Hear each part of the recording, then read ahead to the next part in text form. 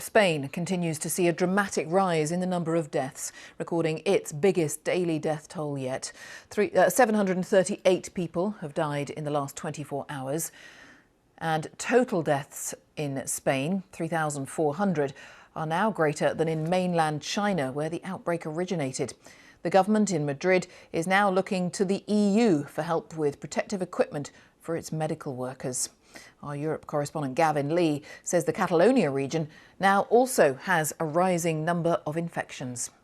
There are two records, not just the highest single number of deaths in 24 hours, but also the highest number of cases in 24 hours, 7,973. And that gives a sense of the speed of the spread, the sharpness of this spread across the country. That Madrid, we know where there's 2/3 of those deaths, 2/3 of 3,500 deaths have happened, but also the Catalonia region in the east, a big spread there, huge concern of concentrated areas of Spain where the authorities simply cannot cope because the mortuaries, the morgues in Madrid are full to capacity. Soldiers have come in, they've opened up an ice rink where they're bringing bodies as a temporary morgue there. It was reported this morning in Spanish state newspapers and state television that they had asked NATO for official help.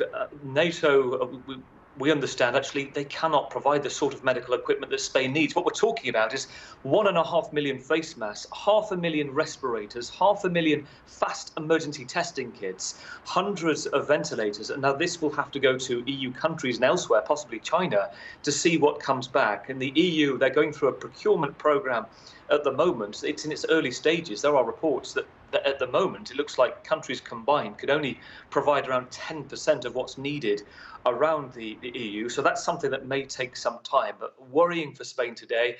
Going across to Italy, where that figure is still the highest anywhere in terms of the death toll in the world, 70,000 cases, 7,000 deaths. Giuseppe Conte, the Prime Minister there, saying that they will look to increase now the penalties of people violating the strict lockdown there up to €4,000. And if you are in quarantine and you therefore breach that quarantine, you're looking at a possible 5-year jail sentence. So that's the severity that Italy is taking it now.